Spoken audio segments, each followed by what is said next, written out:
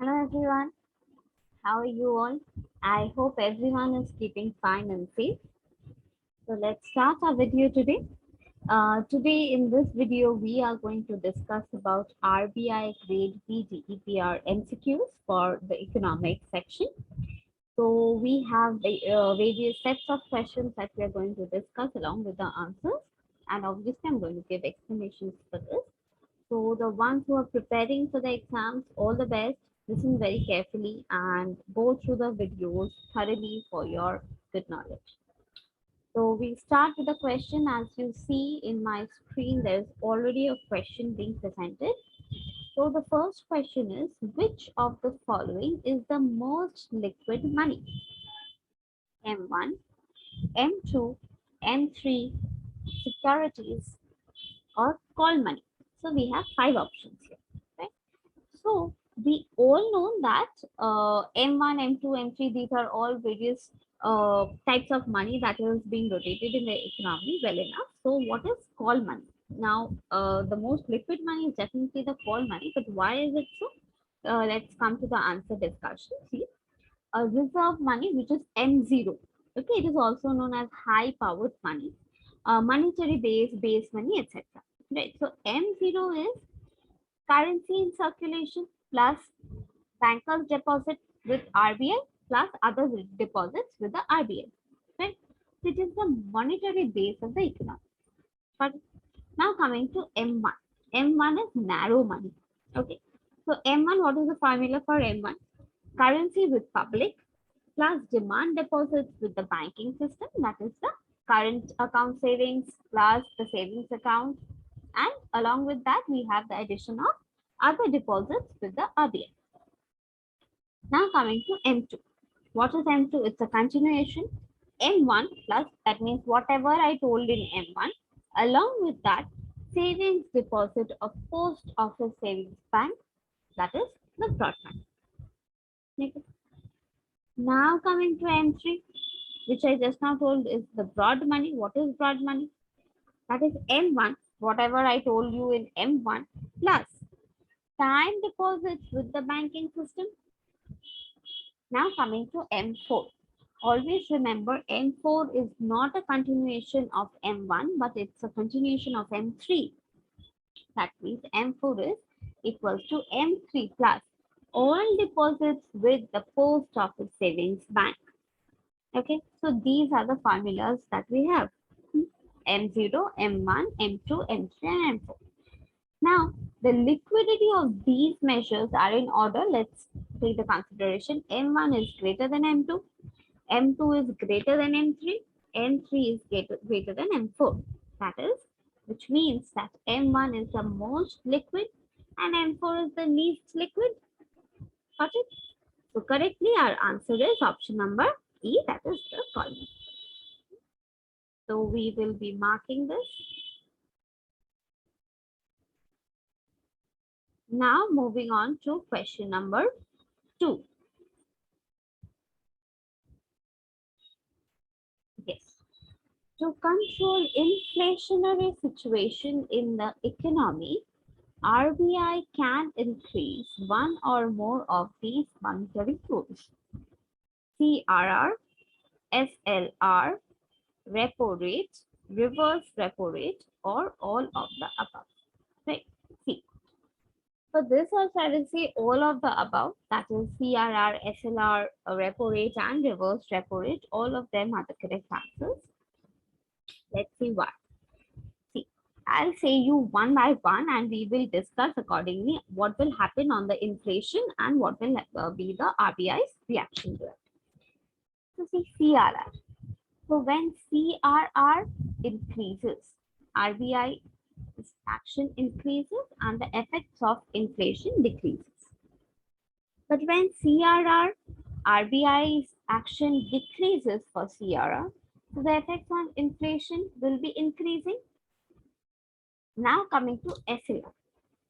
Now when SLR increases, the effects of inflation, what will be the effects of inflation? If SLR increases, then effects on inflation will decrease. And vice versa. That means if SLR decreases, effects on inflation will be increasing. Same. Coming to the banking rates. Banking rates, when the banking rate increases, what will be the effect on inflation? It will decrease. Similarly, when banking rate decreases, effect on inflation will be increasing. Now coming to repo rate.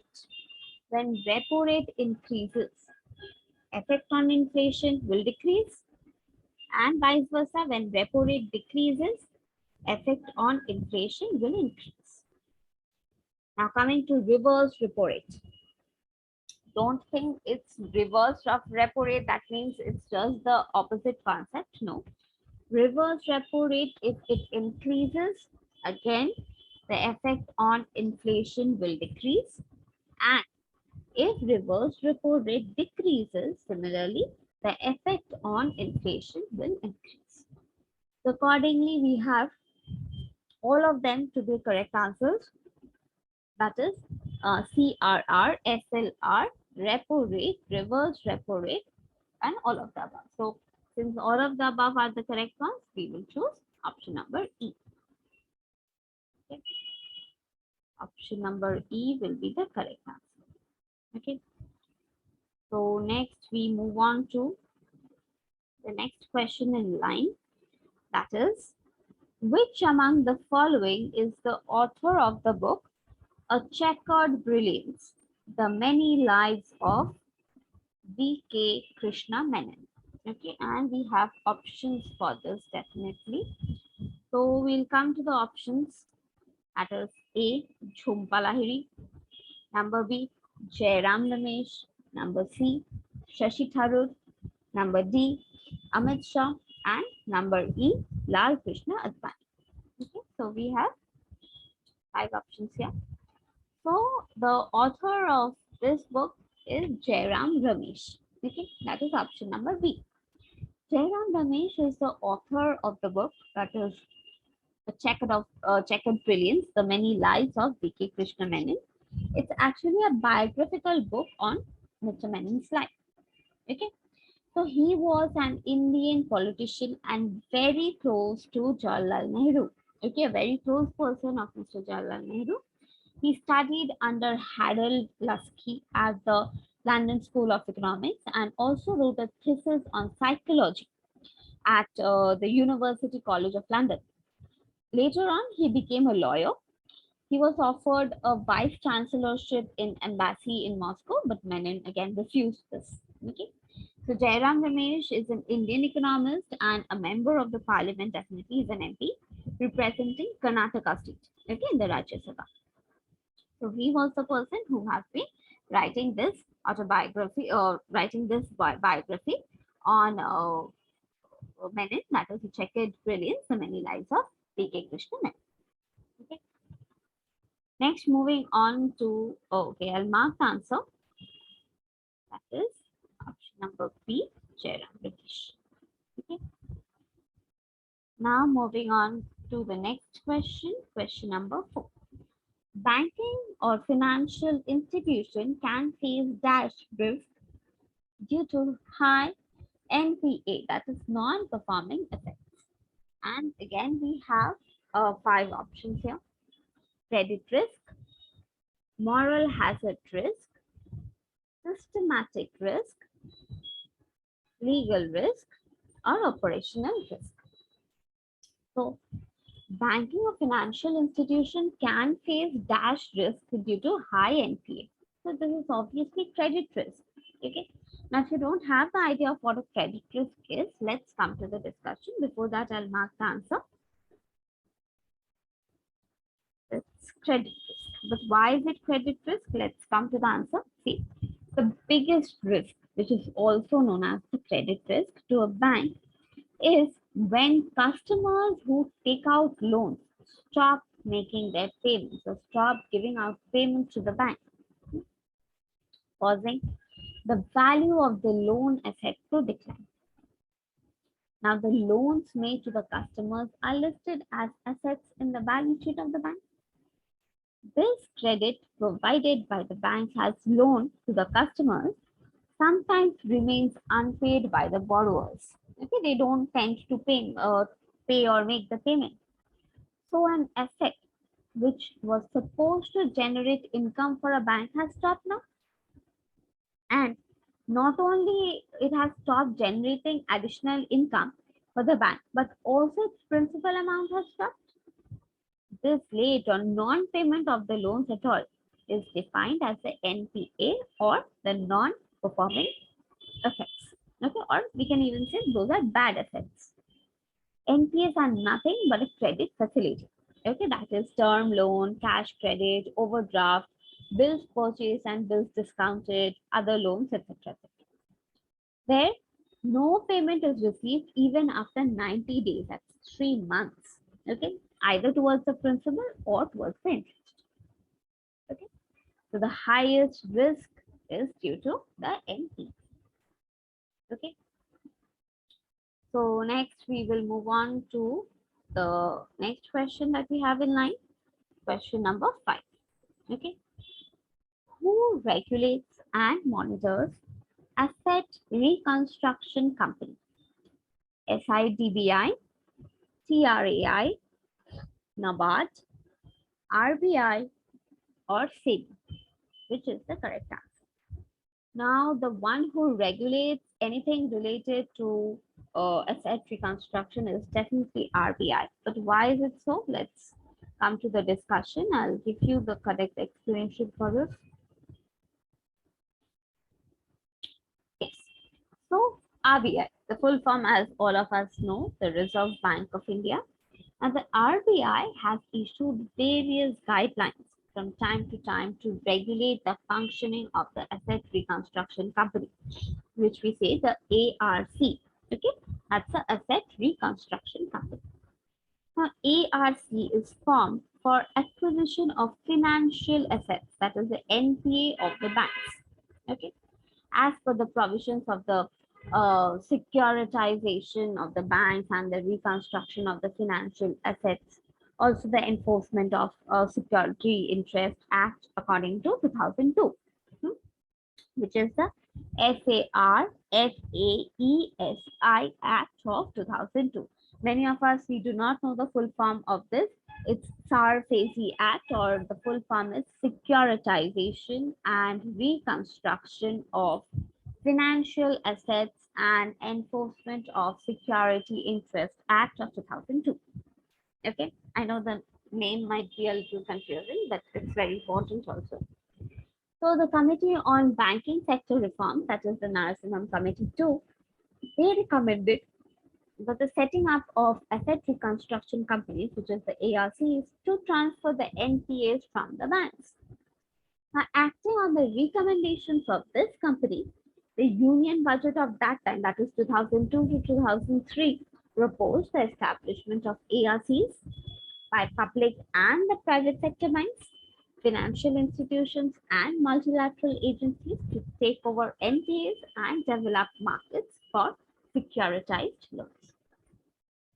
Okay, so accordingly, with a lot of history, we come to know that the correct answer is RBI, which is the Reserve Bank of India. Okay, now moving on to question number 6. Okay, so we just now had the discussion regarding SARFAESI. Again, we have another question with SARFAESI. SARFAESI Act, or SARFAESI Act 2002 is not applicable to which type of loan? Infrastructure loan, farm loan, business loan, home loan, education loan. Now, this answer is very easy, I guess. From the very options, you can understand that it will not be farm loan, right? It will not be applicable for farm loan. But why so? Let's come to the discussion.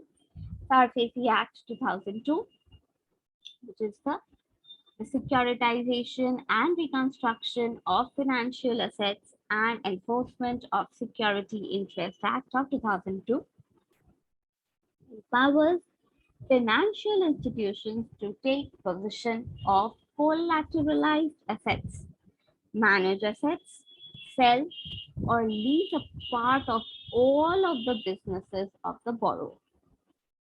Now, this act only covers secured borrowers. Now, after the notice period, that is the 60 days is the notice period, given to the non-performing secured borrower expires, banks can themselves adjudicate the course of action by themselves. Now, this act is applicable to cases where security interest for securing the repayment of any financial asset is more than rupees 1 lakh. Okay. SARFAESI Act is not applicable to agricultural loans or farm loans, definitely, because we have a different section for farm loans or anything related to agriculture. Okay. So the correct answer for question number 6, that is SARFAESI Act, is not applicable to which type of loan? That's definitely the farm loan. Okay. Now we will move on to question number 7. Okay. Question number 7 says, which of the following is not true as per CIBIL, CIBIL, CIBIL? And we have 5 options here. Collects and maintains credit-related information of individuals. Collects and maintains credit-related information of corporates. It makes any lending decisions. It helps lenders to determine one's financial health. Banks are more willing to approve higher limits. Okay, so which is the correct answer to question number 7? See, I can understand from this question, which is not true as possible, if it makes any lending decisions. No, it cannot make any lending decisions. So the one that is not true or the one that is false according to this is any lending decisions. Now let's come to the discussion. Established in 2000, TransUnion Civil Limited, which was formerly known as the Credit Information Bureau India Limited, was India's first credit information company. Okay, so you have got the full form also. Civil stands for Credit Information Bureau India Limited or of India Limited. It collects and maintains credit related information of the individuals, not only the individuals, also of the corporates, including loans and credit cards from financial institutions with regards to the loans or let's say card payments, anything related to them. Okay. So accordingly, when we have this civil, which is the just now I told you Credit Information Bureau of India Limited, when we have this, the information which is obtained by them or which was obtained by them was used by the bureau to create credit reports, okay, and also issue credit scores, which are then used by the lenders to determine your financial health. What is the condition of your finance? Okay. An important point is to be noted here that CIBIL is a database of credit information. The credit bureau does not make any lending decisions. They will only give you the information. Who are they to take the decisions? Decisions will not be taken by them. Okay. Additionally, financial institutions are more willing to approve higher limits for those with good credit scores. That's completely depending on the entire financial institution. But CIBIL is not the one or not the institution who will make the lending decisions. They will give you the database definitely with all the informations, but not any decisions. Okay. The correct answer is we have already marked. It makes any lending decisions. That's the first one. Okay. So now we will move on to the next question in line. Question number 8. Which of the following is or are not electromagnetic waves? Alpha rays, X-rays, ultraviolet rays, infrared rays, and none of the above. So, which is not the electromagnetic waves is definitely the alpha waves. Okay, why? Electromagnetic waves are gamma rays, X-rays, UV rays, which is the ultraviolet rays, visible radiation, infrared rays, short radio waves, long radio waves, etc. Okay. But coming to the classification of non-electromagnetic waves, we are cathode rays, canal rays, alpha rays, beta rays, sound waves, etc. So definitely in this we cannot classify electromagnetic wave as alpha. No, alpha is non-electromagnetic wave. So we are going to mark the answer, that is alpha. Okay. Next, moving on to question number 9. The Reserve Bank of India has introduced a new reporting system, which is the CIBIL, which is the CISB, which we were discussing. What does C stand for in the CISB? CISBI. What does C stand for? Currency, competition, central, certification, or corporation? Now, what is the full form of CISB? Let's come to this. The Reserve Bank of India, which is the RBI, has introduced a very new reporting system called the Central Information System for Banking Infrastructure. Okay, so for all the cooperative banks, which this is applicable. Under this system, what is the CISB actually? Under this system, these banks are required to submit information pertaining to opening or closing or conversion of the branches, offices, and non-administratively independent offices in a single pro forma online on the CISB portal. Okay. The CISB now replaces the legacy master office file system. Okay. The new reporting system is applicable to urban cooperative banks, state cooperative banks, and district central cooperative banks also. Okay. So as we go by the full form of CISB, the Central Information System of Banking Infrastructure, C stands for option number C, that is central. So we are going to mark the answer, option C, that is central. Next, moving on to the 10th question. What is the full form of CMS with respect to RBI?